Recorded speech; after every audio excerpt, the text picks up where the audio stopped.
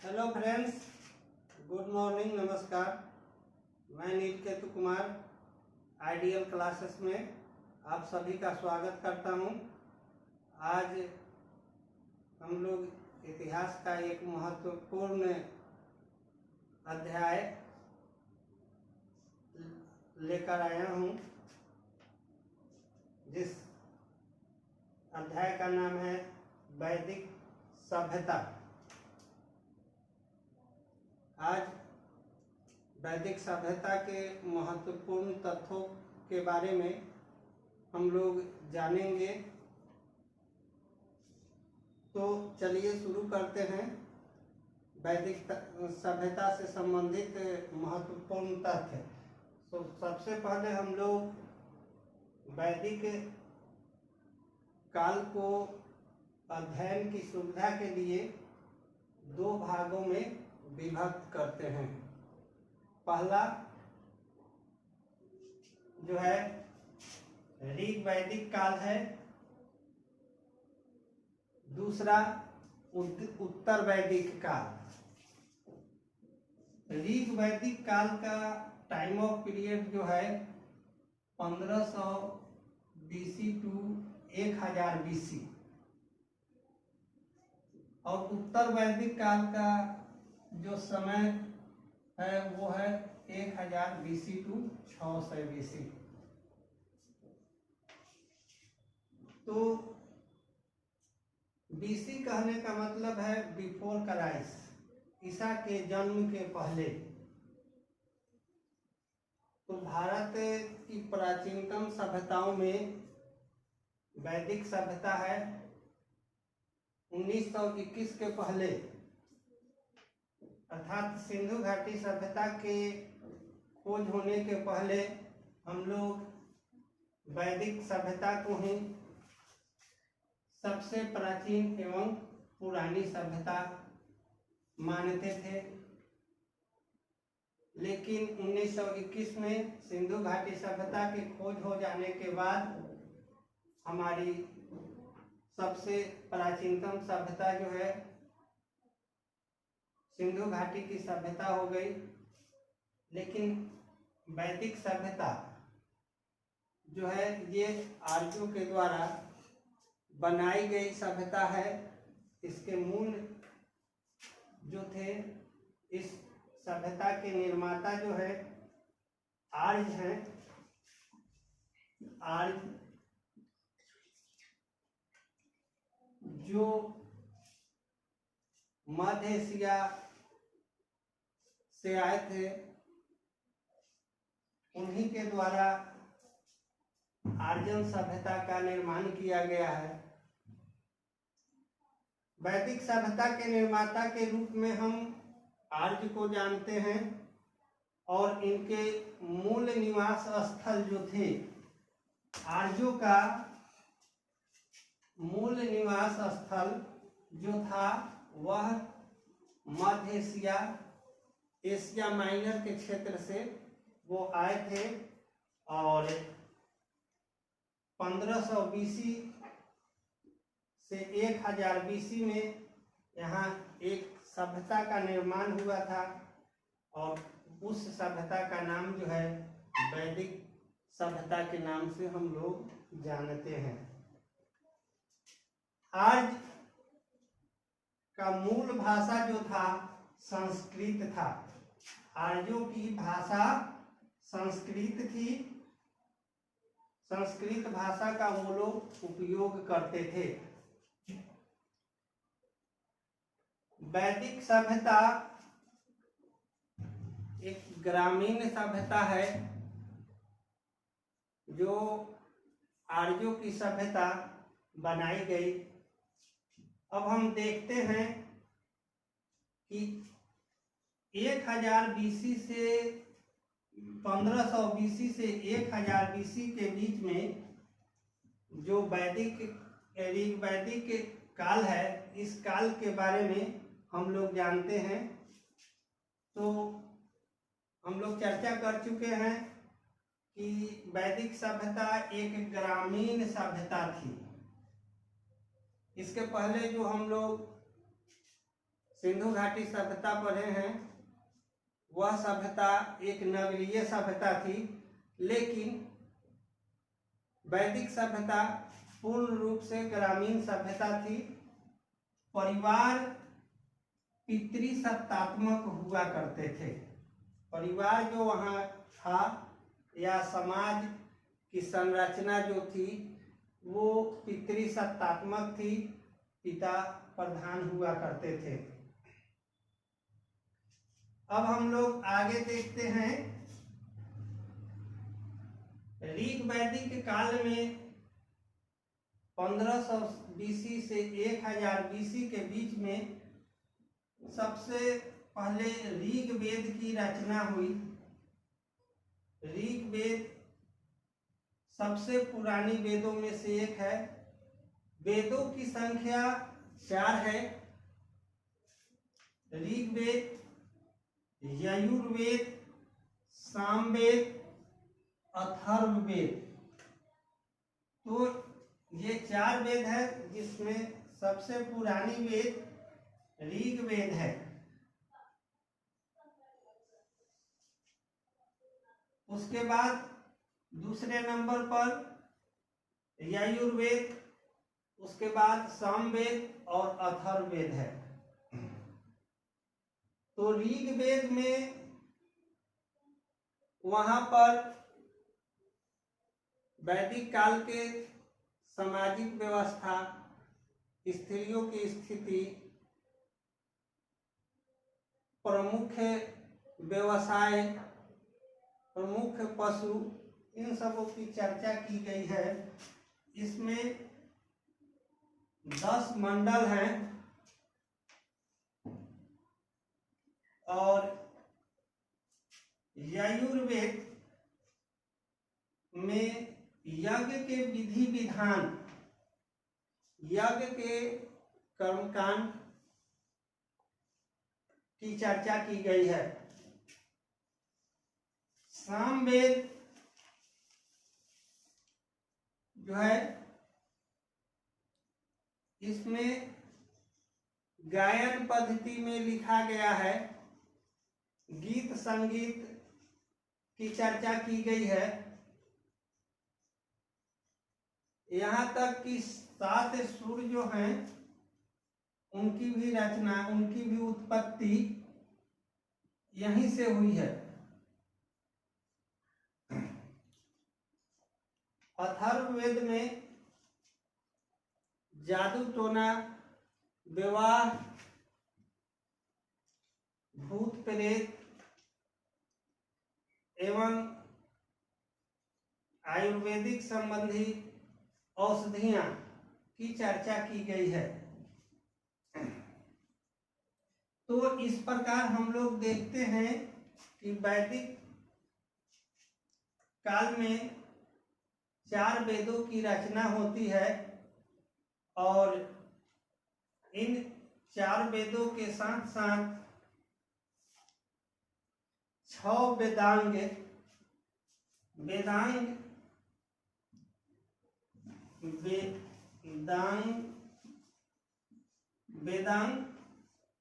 6 की रचना होती है और 108 उपनिषद की भी रचना हुई है। 18 पुराण हैं। इस प्रकार हम लोग देखते हैं कि ऋग वैदिक काल में बहुत सारे धार्मिक अनुष्ठान, प्रायोजन या बहुत सारे पुस्तक लिखे गए हैं। अब हम लोग आगे चर्चा करते हैं कि आर्यों का मुख्य व्यवसाय क्या था। तो आर्यों का मुख्य व्यवसाय पशुपालन एवं कृषि था। ऋग वैदिक काल में हम लोग देखते हैं कि आर्यों के द्वारा पशुपालन मुख्य व्यवसाय था, जबकि आगे चल के उत्तर वैदिक काल में हमारा समाज धीरे धीरे कृषि प्रधान होने लगा और कृषि प्रधान बन गया। इस तरह से ऋग वैदिक काल से उत्तर वैदिक काल में परिवर्तनें आना प्रारंभ हो गई। आगे हम लोग अब चलते हैं, देखते हैं कि वैदिक काल के मुख्य पशु, इस सभ्यता के प्रमुख पशु कौन थे? तो प्रमुख पशु गाय थे। गाय को अधन्या की दर्जा दी गई है। गाय को मारना या किसी प्रकार का कष्ट पहुंचाना दंडनीय अपराध माना जाता था। हम उत्तर वैदिक काल में प्रिय पशु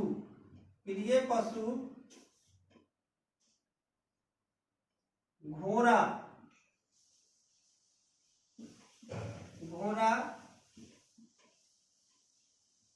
को भी मानते हैं। और इस काल की सबसे प्रमुख खोज जो थी वो था लोहे का आविष्कार या लोहे की खोज। लोहे की आविष्कार, लोहा का खोज।